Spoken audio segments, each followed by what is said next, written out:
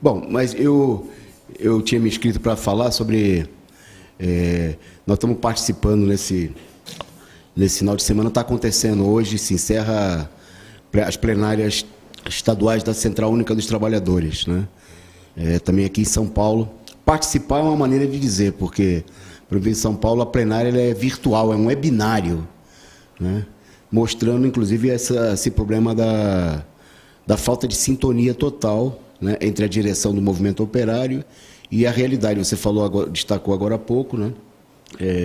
Mas nós temos no país, está todo mundo trabalhando, São Paulo reabriu tudo, né? Aqui, até de madrugada, o pessoal está indo para os bares, para as igrejas, está tudo funcionando, né? E os sindicalistas se colocam na posição de realizar o encontro da maior organização dos trabalhadores do país de maneira virtual, né?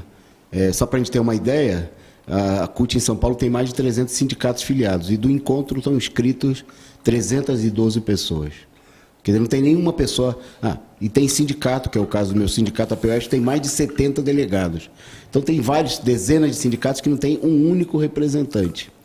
Mas eu destacaria isso porque muita gente pode olhar isso e eu vejo isso é muito comum, fala, nossa, mas é muito normal. Eu acho que o caso citado aqui de Brasília é bem exemplar disso, que isso reflete também uma crise da própria burocracia, né?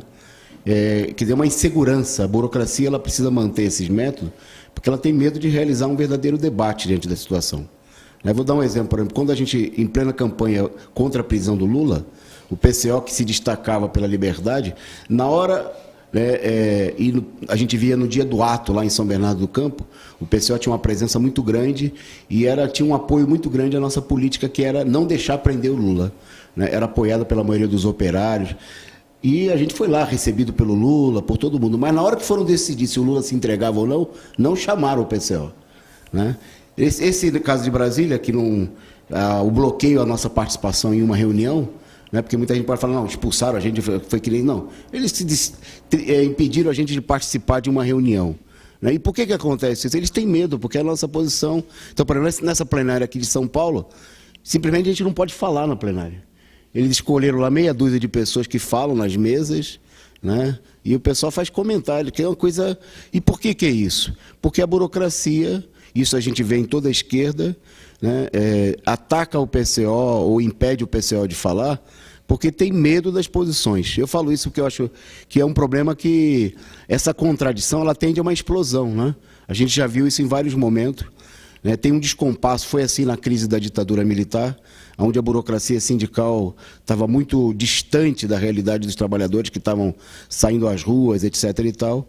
Nesse momento, isso é um fator de crise dentro da própria CUT, né? Na medida que a gente pediu a palavra, por exemplo, para abrir o debate, começou uma crise no interior, uma discussão entre a própria burocracia, se deixava ou não deixava a gente falar. E aí se estabeleceu esse critério burocrático, que falavam as forças que estão na direção da CUT, né? Isso no momento que se necessita de uma mobilização. Eu chamo a atenção para isso porque nós estamos num momento, a própria CUT decidiu aí tirar centenas de milhares de panfletos, um setor está realizando até um pequeno mutirão hoje aí em vários lugares. Agora, o problema é de que o que a gente precisa nesse momento é de uma mobilização efetiva. Não adianta fazer discurso, né? Não adianta fazer mensagem na internet, né? Então, eu coloco o problema da crise da própria burocracia nesse momento, mas também aproveito para dizer o seguinte, se você quer se mobilizar, nós precisamos superar esses obstáculos, né? Tem que vir para o Bloco Vermelho com o PCO, participar das nossas plenárias, vir buscar panfletos nas nossas reuniões, cartazes, né? Participar das panfletagens, colagens de cartazes que os comitês vão realizar, né? Nós estamos num momento muito importante, né? E a esquerda é visível na burocracia sindical, reflete muito esse pensamento na esquerda, ela está confusa, né? Porque você vê que os encontros, o pessoal está com a cabeça no mundo da eleição do ano que vem, né?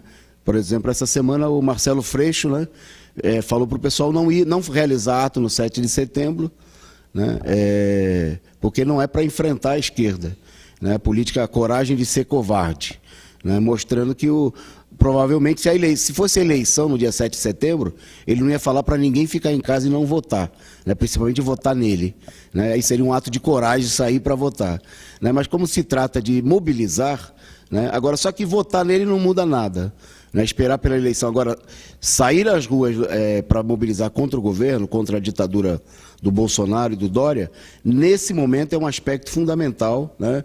E é preciso quebrar essa contradição, essa situação de crise e não se confundir, né? Porque muita gente olha essa situação da esquerda e fala, não, eu até coloco esse problema para você.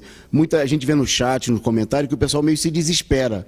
A esquerda está numa situação de tamanha confusão de que parece não haver perspectiva.